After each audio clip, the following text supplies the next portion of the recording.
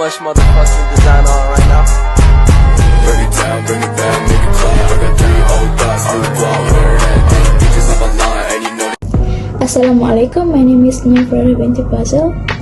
I will present about the introduction of the Hibah. So, Hibah is the voluntary and international transfer of the property ownership from one party to another party during the lifetime of Hibah provider. It is done by reciting an ijab and qabul or other similar term, and it is not done to glorify anybody. Next is the prerequisite and the needs of the Hibah. The first one is Al-Wahib, the settlers. The settler must be self-sufficient adult who is of sound mind, have rich property, and exhibit reasonable behavior. The second one is the Hibah beneficiary, Al-Mahub Lahu, which is any individual, Muslim or not, who is capable of inheriting the assets by bequest as an adult or mukallaf, or a juvenile can be a beneficiary of the Hibah. It is necessary for the Hibah beneficiary to be able to both receive and use the assets that have been gifted to them. The third one is the property left to the Hibah, Al-Mawhub. The assets bestowed as a Hibah must be meet certain criteria. The assets must be compliant with Sharia law and have value. The assets must be owned by the settler. At that time of the Hibah, the asset had transferable ownership that was still in effect. So lastly is the siqah. The term siqah refers to an agreement or behavior, whether expressed verbally or non-verbally, that denotes the giving and receiving of the gift of Hibah. Ijab is clearly expressed when the settler say, I give this thing to you, or when the settler say, I have given the ownership to you, or I make this thing for you, in the form of hint or kinayah. The phrases I accept, I am pleased, and similar expression are examples of the expression of the acceptance. So, Hibah comes in a variety of forms. Conditional Hibah is often classed as Hibah that employs siqah in a manner similar to idafah, taqlid, and taklid. Additionally, a Hibah contract called a taqlid, which is dependent on a certain criteria, can be used to conduct a Hibah. They are also a Hibah without the condition. The three types of conditional Hibah are Hibah with the requirement of the Umrah, Hibah with the needs of Rukbah, and the Hibah with the requirement of exacted retribution. So the first one is the conditional Hibah Umrah, which is predicted on the death of the beneficiary or the settler, refers to the given assets ownership by limiting the ownership times. It is known as Umrah since it has to do with aging. The second one is conditional Hibah Rukbah. The definition of Hibah stated in Rukbah is the passing of Hibah from one person to another person. After one of the parties passes away, the property is then given back to the surviving party. So the last one is the conditional Hibah, which is Hibah with reprisal. The Hibah is created by the settler on the conditions that the beneficiary of the Hibah pays it forward. The Hibah contract contains a number of the different types of requirements, such as obligation on the part of the Hibah recipient to take action that will protect the interests of the Hibah settler. The settlers are as specific in the contract between the parties. So I'll pass to the next person. Hi, Assalamualaikum. My name is Nurul Nabilah and Ismail. So now I will present to you about the issues in Hibah. Did you know any issues in Hibah? So the question is, for what is this conditional grants concept appropriate to be used as a basis to allow the full amounts of compensations due to death of the Takaful participants to be paid to certain beneficiaries designated by the Takaful participants without being subject to the law of will and faraid. The Islamic Financial Services Act 2013 provided that under the Family Takafuls and Personal Accident Takafuls, certificates taken by the Takaful participant for their life. Takaful participants who have reached the age of 60 can nominate individuals to receive Takaful benefits who pay upon his death under the Takaful certificates, either as an executor or as a beneficiary under conditions.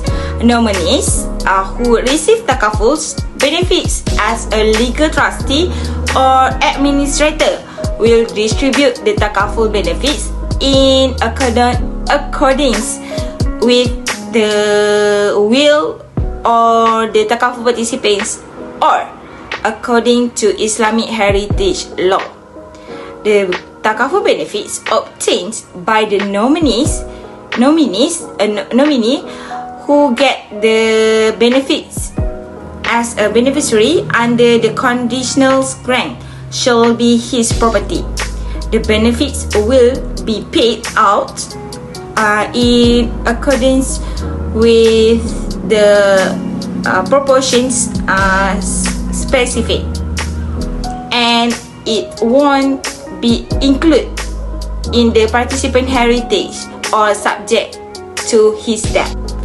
According to these provisions, Takaful participants have the options of determining how the Takaful benefits obtained in the case of their death shall be distributed, whether as an inheritance or hand to beneficiary of their choices.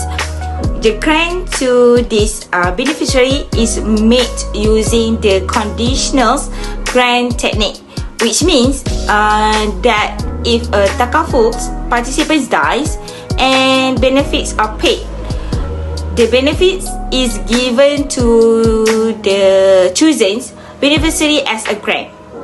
The award, on the other hand, will be not applied if the Takaful participants does not die during the Takaful term. Another issue is whether the grant linked with the granted death will be transformed to a will. In order to discuss this topic, this research must look at the distinctions between a will and a grant in order to comprehend the Sharia law on both.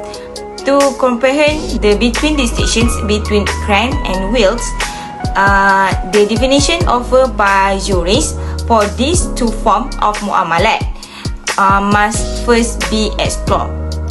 In general, Hibah is described jurists as the granting of the ownership right over property without comprehension during life, while the granting of ownership right associated with death is described as the wills. These two definitions make it obvious that will and hibah have a similar relationship, since they both entail the giving of transfer the ownership. That's all from me. Thank you. Thank you.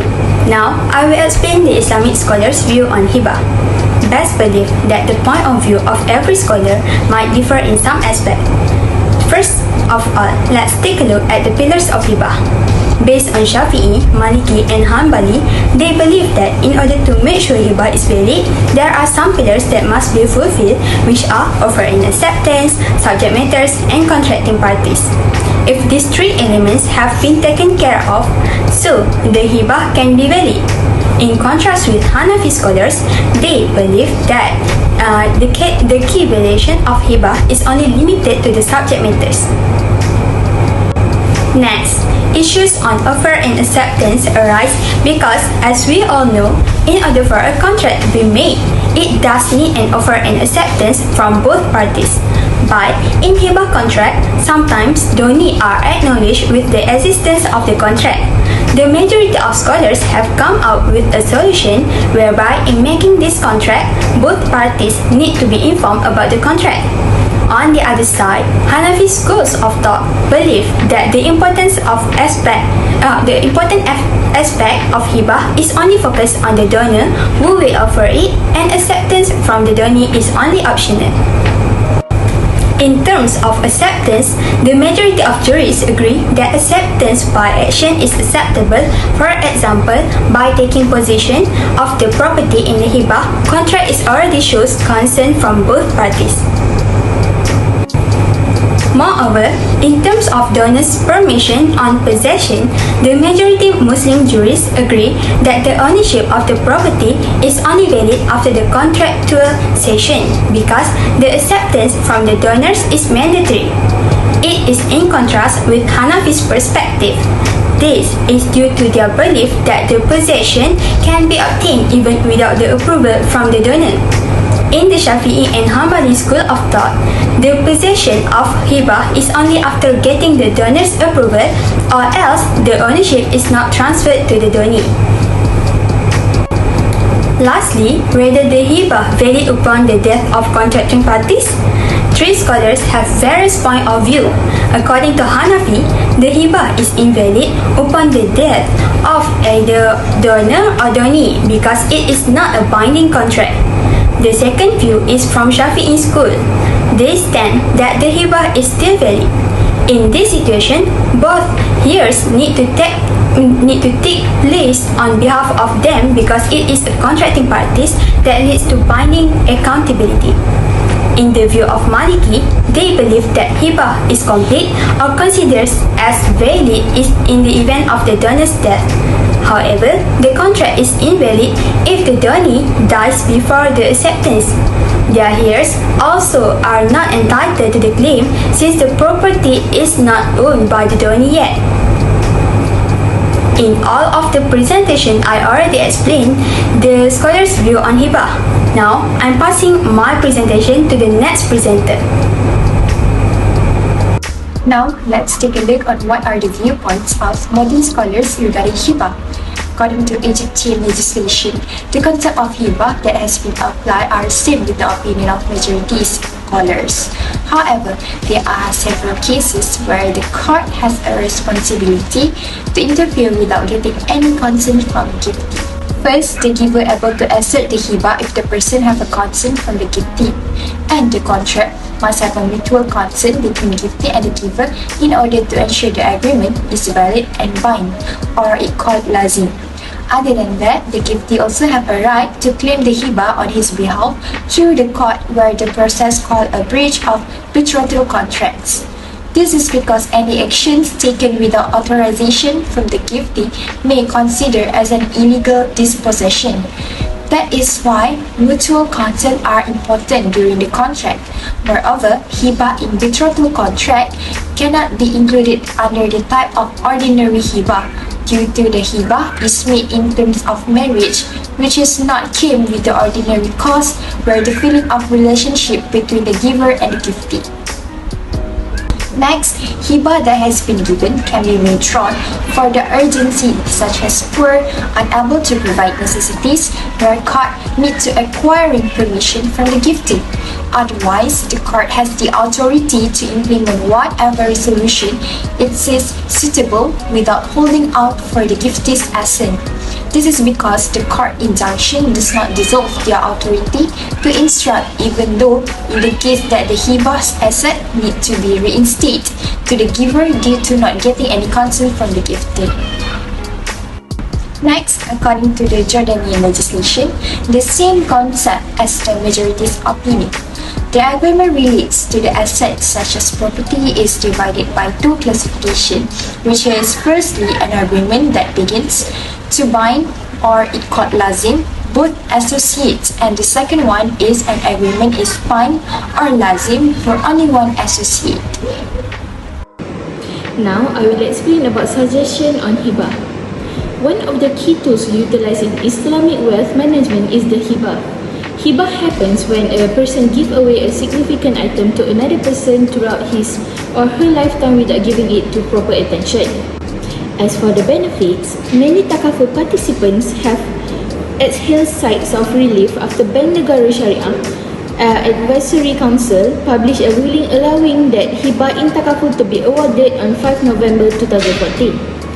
This indicates that any death benefits may be handed to the nominees immediately without going through the estate administration procedure. This implies that in the event of your death, as a Takaful contributor, the nominees you choose will be compensated in full for the Takaful plan benefit in which you have participated. The process for filing a Hibah Takaful claim is likewise quite simple and quick, and it doesn't cost extra. The last thing you want to do after losing someone is to deal with the difficulty of asserting your rights. Don't worry, unlike a will, Hibah doesn't need their heirs to select a trustee or retain legal counsel. In contrast to Faraid, where only heirs are qualified to receive an inheritance. As for will, the only people who can receive a will are those who are not heirs. But regardless of whether the nominee is an heir or not, Hibah can be nominated to anybody the settlers choose. Additionally, there is no restriction on how much wealth you may endow as a Hibah. It is entirely up to you. In conclusion, Hibah Takaful is crucial for preserving our successors after a family member passes away, especially if they were the only source of income for the household. Do it right now if you haven't chosen a nominee for your Takaful plan. In order to ensure that the benefits are dispersed in accordance with estate management regulations, make sure the nominee and not the executor are the recipients of the Hibah.